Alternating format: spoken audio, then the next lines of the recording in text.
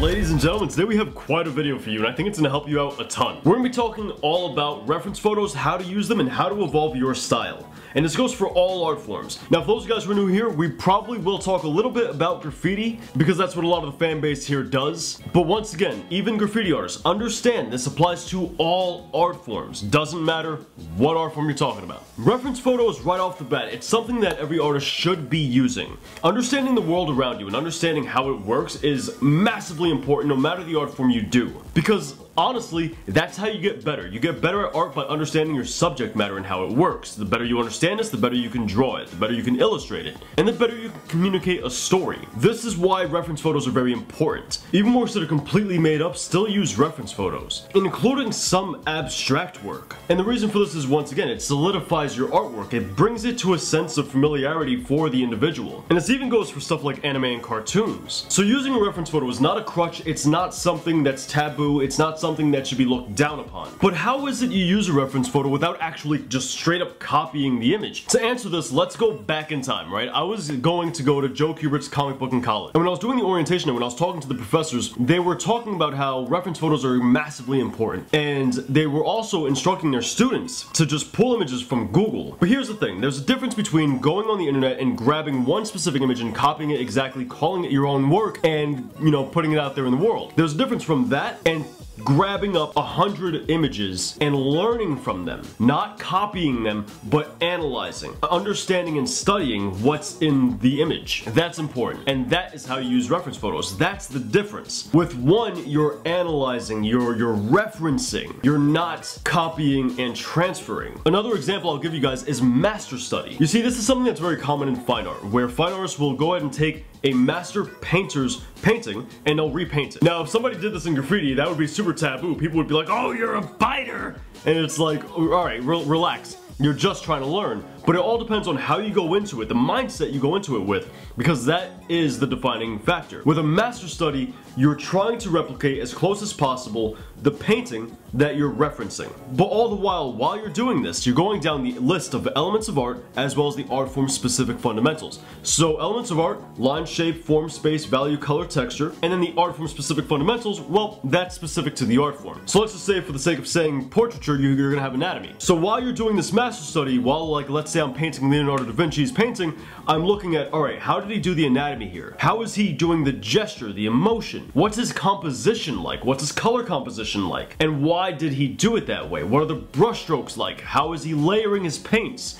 How is his line, shape, form, value, space, color, texture? And I'm analyzing these things, and once I have those answers, well, you'll be able to see it in my replica. And my replica is a direct result of how much I understood while studying. So if I understood a lot, guess what? It's gonna be pretty good. If I understood nothing at all, it's probably gonna be pretty crappy. And that is the difference. Now, we tie this back into graffiti. The reason reference photos is so taboo in graffiti is because no one goes into it like a master study. Nobody actually learns from biting. Instead, what they do is they look at this person's graffiti and they go, oh, wow, my name is Cope3. I'm gonna take scene's E with this guy's O and this guy's C, and it's like, what are you doing? What are you doing? You're just copying different things and mushing it all together. That's not good. That's not teaching you anything. And that's why it's so taboo, is because too many graffiti artists straight up copy other people's graffiti. And you can see it. It's clear as day to see. And it's usually the hand style that gives it away.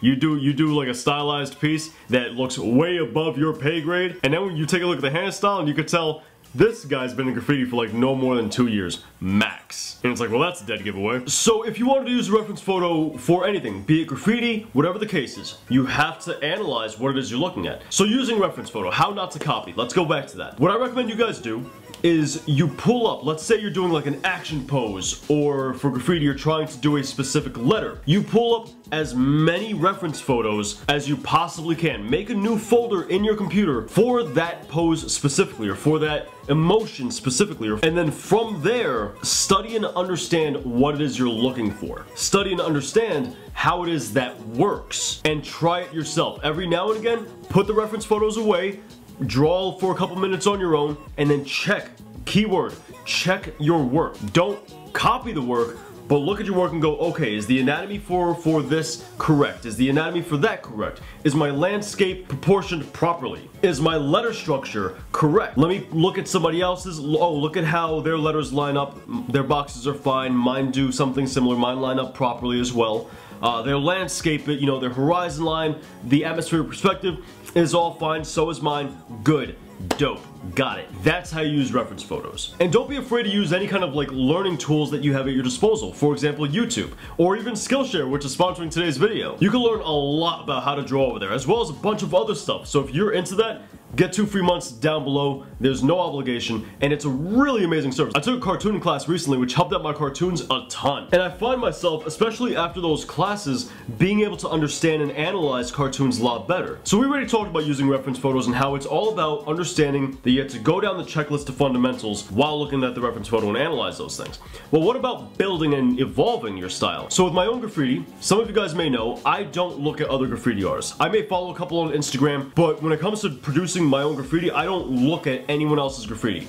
What I do is I reference my own work. Now, admittedly, this may not be the best idea when you're just starting off, because you're gonna end up redoing a lot of the mistakes that you've had in previous things. It works when you understand the fundamentals, because if you've made mistakes in the past, you can fix them now, and if you make mistakes now, you can fix them now. So admittedly, this does require that you understand the fundamentals. However, once you get to that point, you can take all of your old work and you can look at that as a reference photo, and you can say, you know what, I like this concept I had here. You know what, that letter structure is dope, but let me try it this way. Or how about a tighter negative space management that would increase flow so long as I position my letters the way I did in this old piece? If you look at a lot of my older work, you can see that there's actually a pattern, and some of my work is derivative of some of my other works. For example, this is an old piece, and here's a newer version where I use the old one as a reference photo, and you can tell how they're kind of similar. Now, I've been doing this ever since I learned the fundamentals, so I've branched out into multiple different styles with multiple different paths, so I do have a variation of graffiti and different styles in it. So once you get to that point,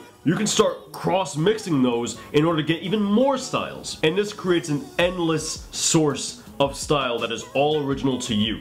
Admittedly, this is not something I do for my more fine art oriented work, because for this stuff, it's more a matter of me analyzing technique and simply just practicing the fundamentals. As for with my graffiti, it's a little bit different, but you guys can still apply this to not only your fine art, but your graffiti as well. So keep in mind, in a nutshell, reference photos, you want to get a bunch of them, and you want to learn and analyze the photographs. And don't be afraid to mess up, that's okay, that's completely fine. Over time, you'll start to understand and you'll start to learn what it is you're looking at. And you know what, I think that's a great note to end on. Anyway, I hope this video helped you guys out. If it did, be sure to let me know in the comments down below. Also, if you have any questions, ask them down below. I want to make sure I provide value for you guys. I want to make sure that I engage with the community, so don't be afraid to ask a question. I'll be more than happy to answer. For those of you guys who are new here, we come out with weekly art videos, so be sure to become part of our family. Anyway, I'll see you guys in the next video, but until then, peace.